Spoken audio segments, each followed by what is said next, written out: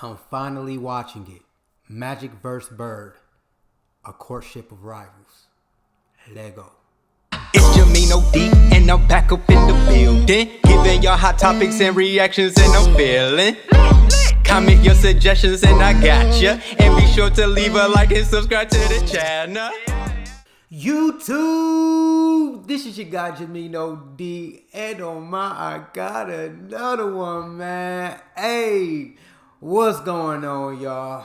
How is y'all day going, man? Y'all doing good out there? I'm having a good day, and today we're finally here. I've been going down this Larry Bird rabbit hole. It's been an exciting adventure. Find out new things I never knew. How good this guy really was, man. I knew that Magic and Bird saved the league, but I just didn't know how good Larry Bird was. I'm going to do one for Magic Johnson as well and Isaiah Thomas. I want to look more into them as well, but I now have Larry Bird in my GOATs. I have 7 untouchable players. He's definitely in there. That dude really had no flaws in his game, if any. If you want to call not having athleticism as much as the other players did, then yeah. I do think everybody has some type of small flaw, which still makes it a flaw. But hey, hit that like button, smash that subscribe button. We're finally here. I want to thank you guys for rocking with me. I have more to come. I just appreciate every single one of you guys. Let's get to it. They talk about it every day, somewhere. If I go to a foreign country, magic, what magic? It's the same everywhere.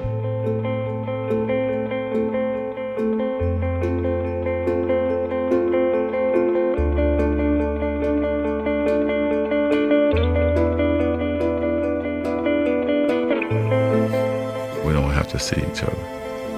We don't have to say hello. We don't have to call each other.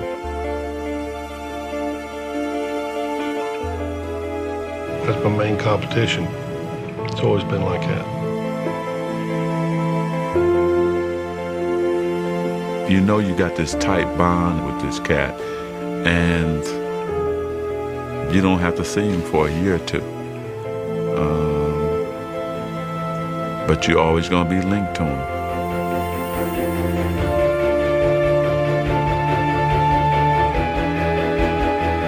We got this connection that's never going to be broken. I mean, right to our graves. They'll be talking about this 100 years from now.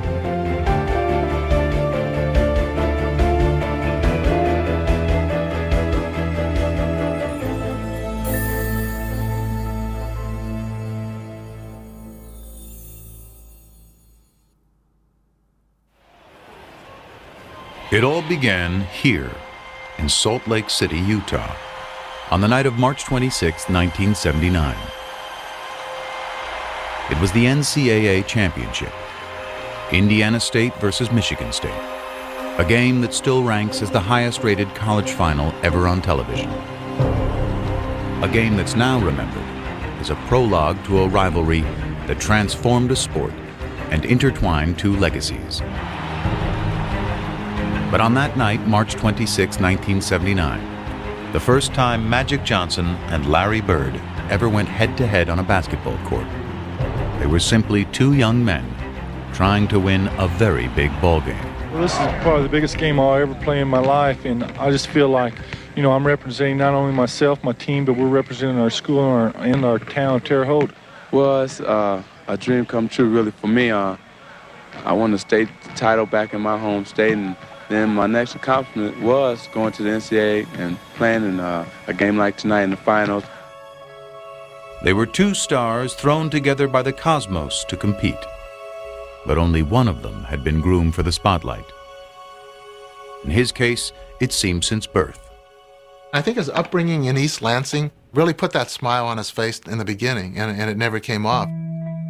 Born August 14, 1959, Irvin Johnson grew up in Lansing, the gritty industrial capital city of Michigan. Raised under this little roof, he was one of Christine and Irvin Johnson Sr.'s 10 kids. Christine was a school custodian, while Irvin Sr. worked 2 jobs nearly around the clock. My father, he got up early every morning, 6 o'clock or so, and he went to work on his trash hauling truck every single day. Around noon, he would come home, catch a nap, and then he worked for General Motors for 30 years. And he won an award for never being late and never missed a day. As a youngster, Irvin displayed his own strong work ethic on the blacktop. I was out there all day long. Before we went to school, the bus leave at 7:30. I was out there at 6:30 working on my game. My mother sometimes had to bring me food, or she would have one of my brothers and sisters go get that boy so he could eat something. From a very young age, Irvin knew what he wanted to do. He had it all planned out. My dreams were to play in the NBA and become a businessman. The first neighborhood basketball powerhouse, Sexton High. I knew the players, I knew the tradition. I wanted to be a part of that. And it was on the west side of town, which was, at that time, predominantly black. But when Lansing, like many cities in the mid-70s, began busing to desegregated school system, Irvin's journey took an unexpected detour to a predominantly white school across town. My first day at Everett High School was my first time I really had to understand there was a race problem. Nobody white would speak to anybody black, and nobody black would speak to anybody white. A lot of racial tension, a lot of fights, rioting. They didn't want minorities there. He kind of shrugged it off, and basically his attitude was, okay, well, I'll overcome this. Whenever there was any racial problems, the principal would get Irvin and go talk to these kids. I can just see him with his big hands. Calm down, just calm down. He'd break up fights. Talk with his friends, tell him, let it go. We can't fight about everything. Yo, look at that picture of him. With that afro, man, he looks so young, man.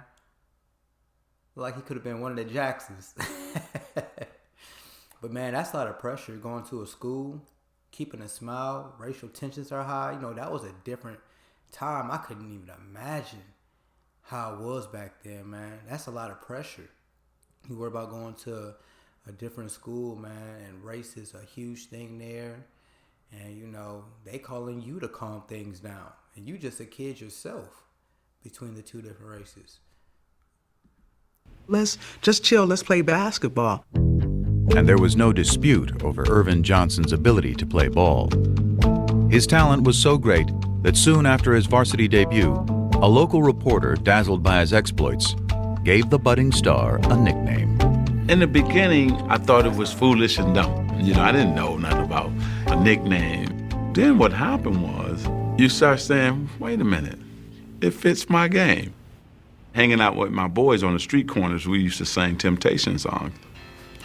They started saying, hey man, Magic, that's cool. And then people on the street started saying, hey Magic. And I said, He bought into it, and I think he felt he had to kind of live up to that name. And I must say that he did. He loved it. The more attention he got, he wanted attention from anybody he could get it from. Yeah, it does. I really love the game, and I just want to win. Gets it over and back, and he jams it through. Irvin Johnson. Irvin loved to dress. Nice sandal belt pants and overcoats with the fur around the collar. Always had to have his afro blown out. He had to look the part, play the part. Irvin was the first guy to have a posse. He not only had a posse of a lot of black kids, he had a lot of white kids and hanging around him. Some of my white friends was like, hey man, we're having a kegger tonight, won't you come on by? And I said, what's a kegger? So he said, well, what it is, we get this big keg of beer and you just go for it. Okay, well what time does the kegger start? Because regular party time in our neighborhood is 10, 11 o'clock. The kegger starts at 7. I said, the party starts at 7 o'clock? And I said, okay, man, I'm going to come to the kegger. We had a good time. The music was kind of bad, but we had a good time, you know. His senior year, Johnson did at Everett what he had planned to do at Sexton, win the state championship. And when it came to choosing a college, he decided to stay where the love would be assured, home in Lansing. Next year, I will be attending Michigan State University. At MSU, You know, I always wondered where that Magic name came from. So this is very informative. I always wondered that. And I like how he brought everyone together, white and black. Man, when you know, special talents tend to do that, man. You know, with the Michael Jacksons, you know, your Larry Bird, your Elvis, your Beatles, your Martin Luther King, man. It's just, when you're special, you're just able to do that, man. Michael Jordan. Magic's star quickly went national. But atop the college game, he soon discovered a certain presence beside him. The first time I saw Larry Bird was actually in a magazine. Saw his stats, blown away by his stats. But let's see if he can really do it against us. And that's always a mindset of black players if he's a great white player. In 1978, after his freshman year, Magic would quickly find out, when both he and Bird were chosen to play for Team USA in the World Invitational Tournament. They would put Larry Bird and I on the same team together to scrimmage, right? It was blowing my mind because he's dominating Jack Givens, Player of the Year in college basketball. Larry Bird is eating him alive. I couldn't wait to call home to tell my boys, man, this dude named Larry Bird is for real. This is the baddest white dude I've ever seen in my life. Well, I thought he was very good. There's no question about it. I thought he's probably the best guard on the team. Irvin Johnson, look at that. We didn't get to play a lot, but you could tell. I think our first game was in Kentucky. We got about a 10, 12-point lead. Man, they put us in. Went to 25, 30, just that fast. Fast break again, 3-on-2. Griffith, and that steal by Larry Bird. Take us out, the lead go back down, put us back in. That's Bird and Johnson. The show start again. When you play with Magic, there's just something about it. You want to make that extra pass. You want to get that rebound and start to break. We came down a couple times. I go behind my back, no look to him.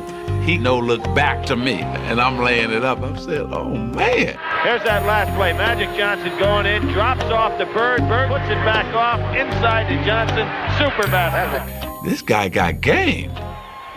They had some wonderful moments on the court, but they probably spoke to each other 4, maybe 5 times during that entire time period, and it was more like, hello, how are you this morning, Larry? I'm good, Magic. What'd you have for breakfast? Don't remember. Have a nice day. But such curtness was hardly strange coming from Larry Bird, who was not only one of college basketball's best players, but also its biggest enigma. I think he was a mystery to the extent that he wanted to be a mystery. He didn't enjoy doing interviews. He didn't go out of his way to do them. He wasn't particularly good at them. He was kind of like, hey, this is who I am. You want to know who I am? Watch the game. That's who I am. I start to read materials that you're very quiet and you don't enjoy talking to newspaper people. Well, you know, there's different kind of newspaper people. There's people that try to push you. You know, there's people try to get things out of you. Things don't even pertain to basketball, and them are the type of people I like to stay away from. He didn't want people talking about his family. Man, Magic and Larry Bird were so different. One just loved the spotlight on and off of the court. Larry's like super private. He's like, just watch me on the court. Like, he gonna show out on the court. Just watch me. You gonna learn everything you need to know about me. You don't need to know about my private life, what I got going on, who I'm dating, any of that. And I often ask that question, like, why isn't Larry Bird vocal, you know, reminding these people about who he is? And it's kind of summing it up for me right now. Because he's you know, he accomplished a lot as a coach, you know, as an executive, as a player. And he's just so quiet. And Magic is the opposite.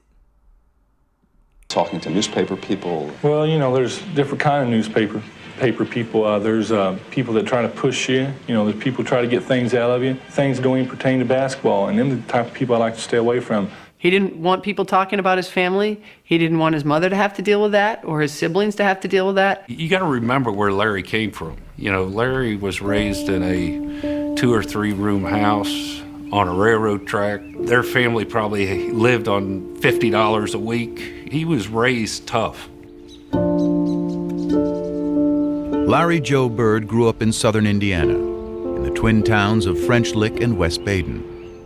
The Valley, as locals call it, was a tough working-class area. Tiny and remote, it was one of the poorest places in the state. I didn't know that people made millions of dollars. I didn't know that everybody had a family car. I was in my own cocoon. I was in a small town with the people I knew, and I thought I'd live there for the rest of my life. Arriving Pearl Harbor Day 1956, Larry was the 4th of 6 kids born to Georgia and Joe Bird. Early on, he and his older brothers earned a reputation around the Valley. We were always considered troublemakers. We're either fighting amongst ourselves or there was always one of us fighting somebody. Larry was always one that kind of instigated things, you know. If I get my brother in a fight with somebody his age, I was happy as hell because I like to see him get beat up, and that's just the way it was. If I got in a scrape with some kid and my brothers didn't come to my side, they knew that when he got home, my dad was going to whip him. Larry and my dad were best of friends. They done everything together. When my dad would go out to my grandma's house, Larry would always go with him. They'd go fishing, do a lot of things together. But Joe Bird also had a darker side, stemming from a traumatic tour of duty in Korea. Larry remembers waking up in the middle of the night hearing his father's blood-curdling screams from the nightmares he had had from the war. What happened to his father in the war affected his entire life. He was never able to quite get rid of whatever those demons were. A talented craftsman, Joe Bird struggled to hold steady jobs. And even when he was working, his demons would, on occasion, drive him to the bottle. There were times when Joe went out with the guys and had a few beers and the wages didn't come home that night. And that didn't happen every day. It happened once in a while, but when money is as tight as it was for the Birds, once in a while was a major problem for their family. My mom sometimes worked late and sometimes she had 2 jobs. That's the way it was.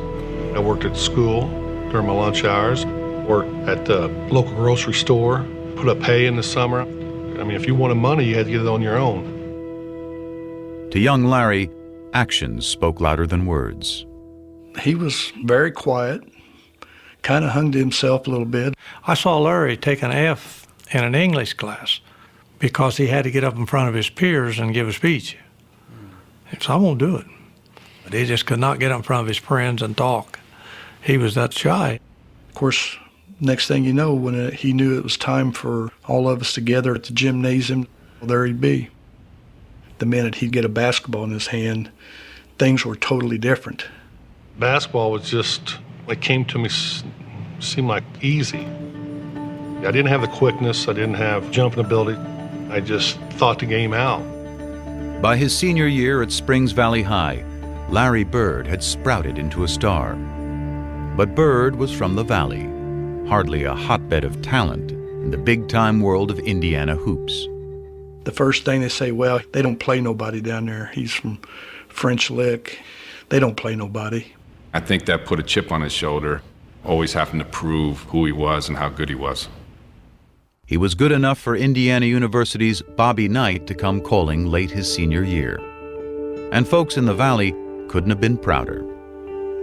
Their local hero was heading 60 miles north to play ball for one of the best college teams in the land. Once I got to IU, it didn't take long to realize that I was out of my cocoon, had over 30-some thousand students, that I didn't have the funds.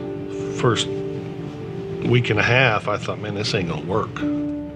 He left after 24 days.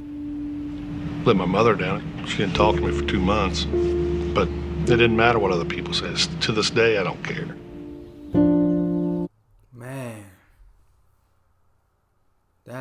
that's wild, man. Like, this guy was so shy. Didn't say a word, but on the basketball court, you would never know it. He was so vocal on that basketball court, man. That basketball court was more home than anything. From the moment he stepped foot on the court, from the beginning, he was a different person.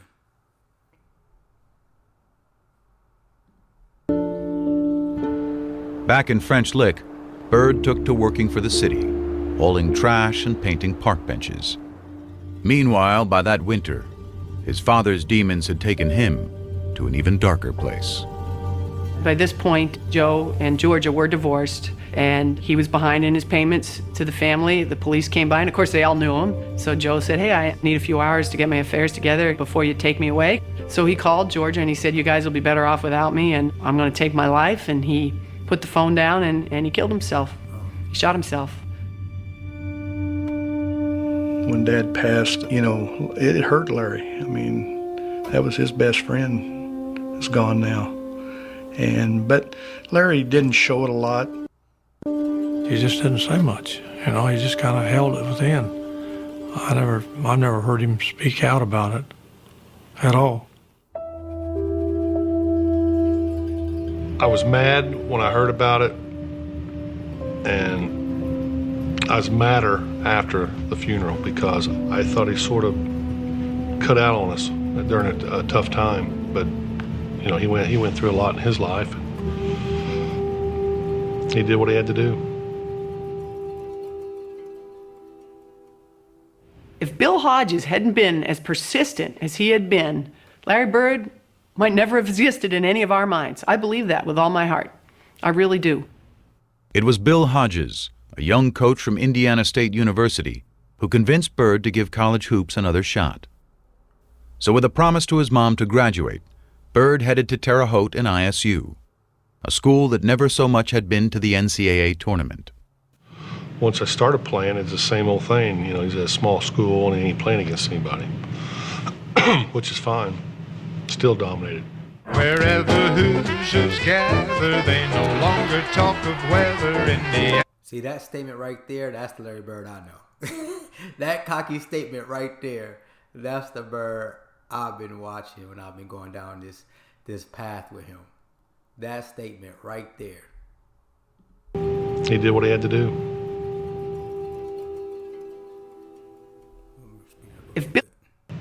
Still dominated.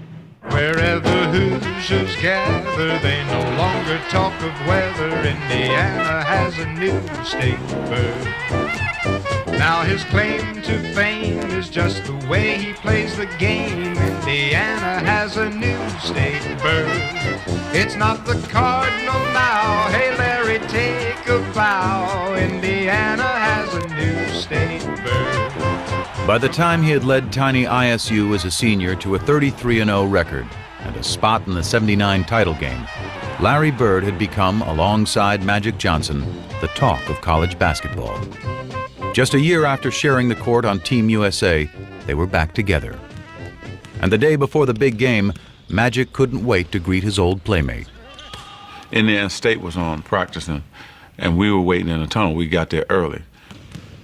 I wanted to definitely say hello to Larry, When they came through, it was like nobody would say nothing. I wanted to go toward him, like his guys, made sure that he didn't say nothing. And then they kind of started snickering, like, Michigan State, you in trouble. We're going to kill you guys tomorrow. I probably did snub him. I don't remember it, but I'm sure I did. I didn't want any... like I call it love fest, hugging and slapping high fives with opponent. You're there for a reason. You're there to win a game. That just said it's on now. It is Indiana State against Michigan State. I'm Bryant W. That's that Mamba mentality. You know what I'm saying? He's super competitive. I'm just using it. I know Larry Bird came before Kobe Bryant, guys. I know. Really, it's the Jordan mentality because he came before Kobe, but y'all get what I'm saying. I'm just using it for people of my today's time. But Larry, he didn't want to hug you before a game, man. He wanted to destroy you. That was his personality. fans here are going bananas.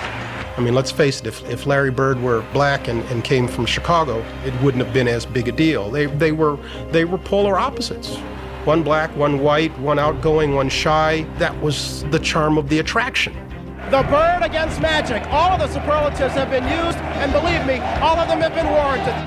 Heading into the tournament, Magic was the bigger star, but by tip-off it was Bird, having hardly missed a shot in the semifinal, who had become the focus of fans and, more importantly, of Michigan State.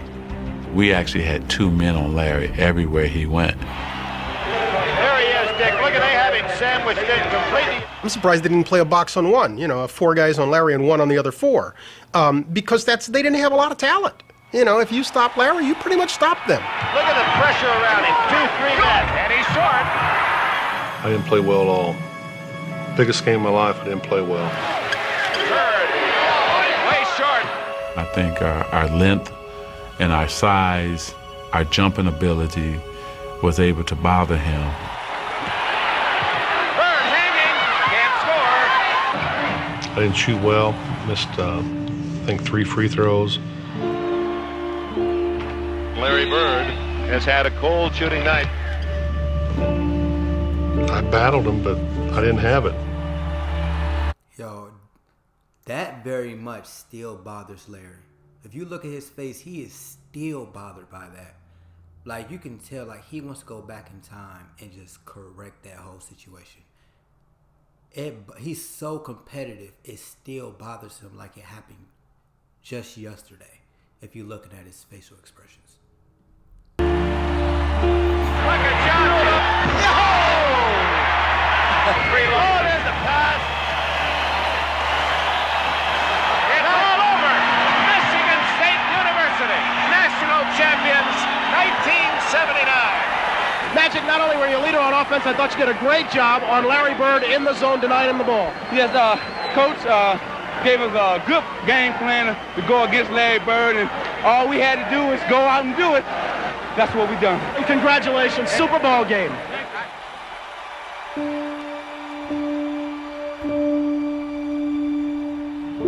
It was over, That was my 4 years. I was done. It still hurts. And when you win 33 in a row and you walk into a game, you never know what to expect, but I expect to win. We didn't win. Toughest loss I ever took. I knew it was going to haunt him forever because we were going to see each other a lot.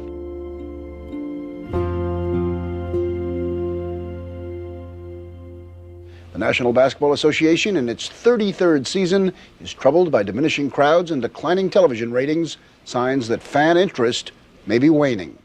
If college basketball was flourishing at the end of the 1970s, the pro game was crumbling. After the golden era of Bill Russell and Jerry West in the 1960s, a merger with the ABA in 1976 had led not only to new teams, but a new temperament. It was a new league with new times, with renegades, with individuals. There was an argument made, plausibly, I think, that it was too black a league for the United States of America in the late 1970s. You think about the Knickerbockers at the time. The running joke was it was the Knickerbockers. That's what it was. It was the N-word. It's turning off a lot of white customers that are coming to the game, Why? I think there's still a conflict between the white and the black, and I don't enjoy going to basketball and seeing all black players. I mean, I think when they said too black, they... And to think, this was not too long ago, man. Like, race was such a great issue, man, when I think about it. It's crazy that, that this is not too long ago. We have come a long way, man. We're still going, but that is wild. Not just in terms of color, but in terms of style. Let me get mine, and the hell with yours. Basketball for us was about the best moves. You wanted to be that big player that everybody talked about. You wanted to be the one. You didn't think about winning championships or team play. And those were just the issues on the court. The NBA had this image of an all-black league with a bunch of guys who did drugs. The teams were losing money, and they had no sponsors. And that's pretty much a death knell right there. It's a known fact that you need your white superstars. You just need more white ball players on the team for the white fans to identify with. And in the newest member of the Boston Celtics, that's exactly what the league appeared to be getting. There's hope he can help solve professional basketball's difficulties, which some say are compounded by a question of black and white. The great white hope, what does that mean? Well, you know, it's very hard to say because there's a lot of great white players around, and I just hope that I can just fit in as well as some of them that has fit in. He ran away from that designation. He made it very clear, almost from day one, that he was not the great white hope. You know, the great players are the black players, and they're the best. Such deference meant little to black Celtics like Curtis Rowe, Sidney Wicks, and Cedric Maxwell. Man, it's crazy that he says that, because in one of the videos that I had watched on my Larry Bird, going down this Larry Bird rabbit hole, he didn't want the white players guarding him. He wanted the black players to guard him. He wanted to, in his eyes, they were the best, and he wanted to destroy those players. He found it as disrespectful, and he's doubling down on that. I mean, earlier in his career, he's saying this already, and he said that later in his career. That's what he told. Who did he say that? Who did he say? What player was that he said that to?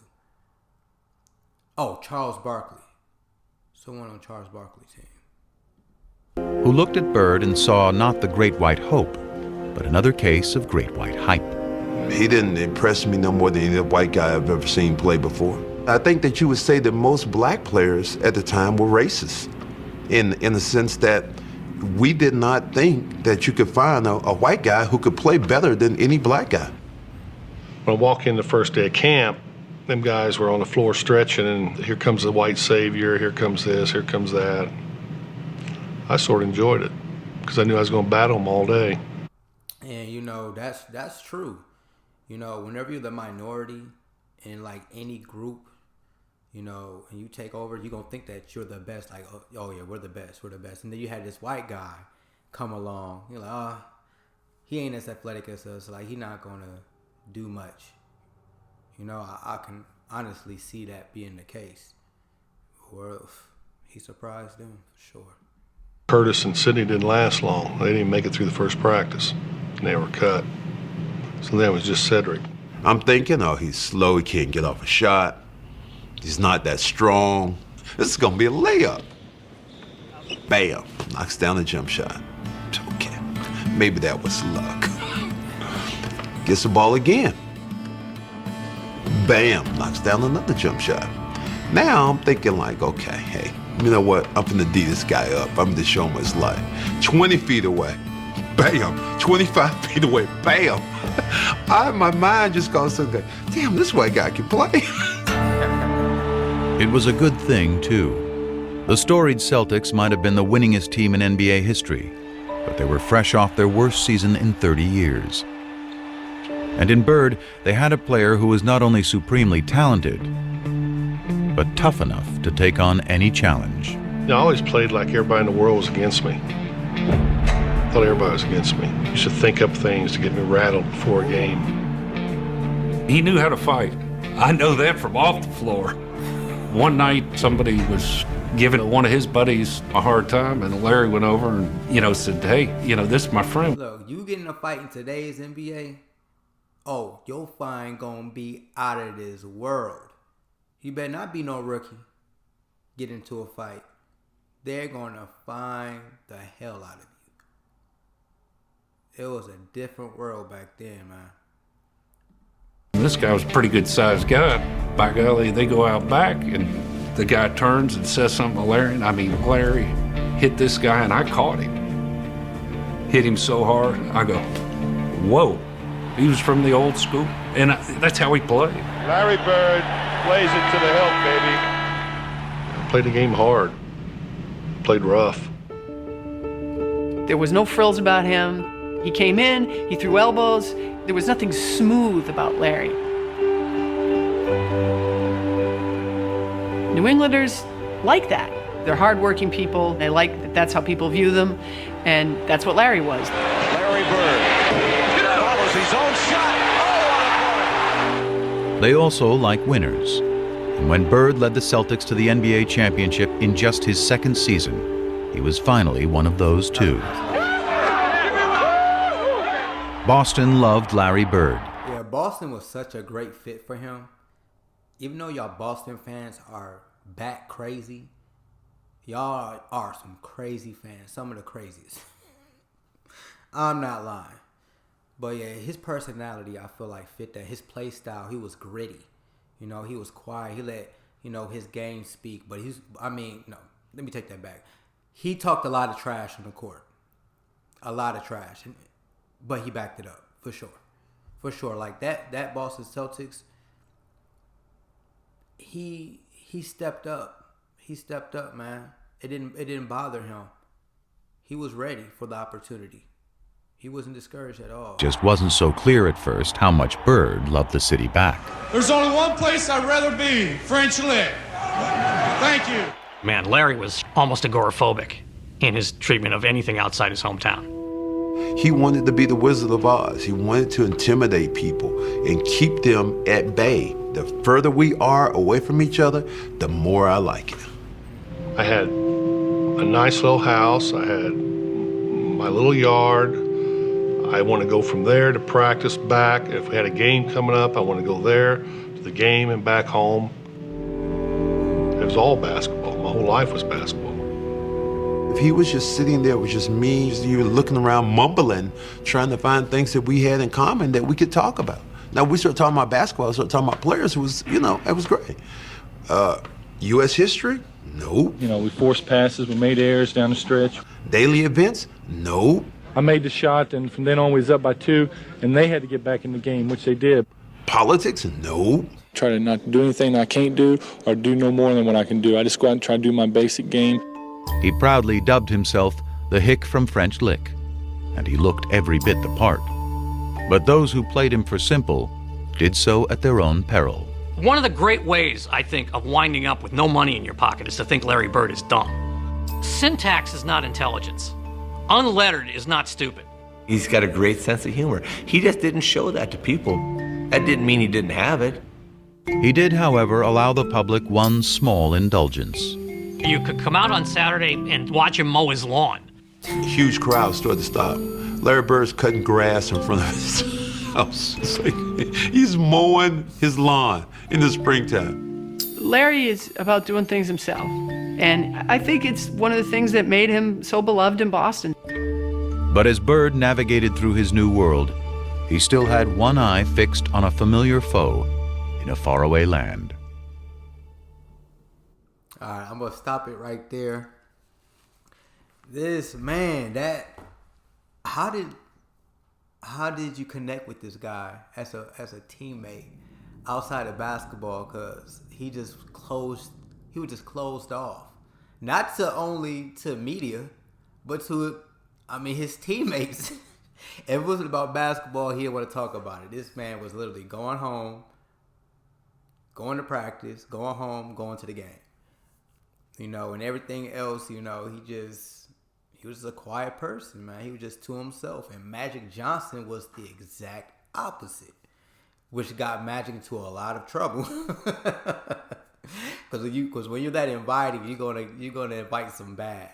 When you're closed off, you're gonna miss out on some things. But it's gonna be hard for the bad to find you. But this is very interesting, man, because they are two totally different people, man. One's black, one's white, one's outgoing, one is super laid back and closed off. But their games, that's the one thing, their games were both very special. That's the one thing, they both shined on the basketball court. So they did share some things that was in common. They both was very competitive. Bird probably even more so because he didn't even want to meet up with you. But hey guys, this is just part 1. I'll post part 2 tomorrow. Yes, I'll post part 2 tomorrow. I appreciate every single one of you guys. So be Be ready for part 2. It's JAMEENOD, boy. It's JAMEENOD, and I'm back up in the building, giving y'all hot topics and reactions, and I'm feeling.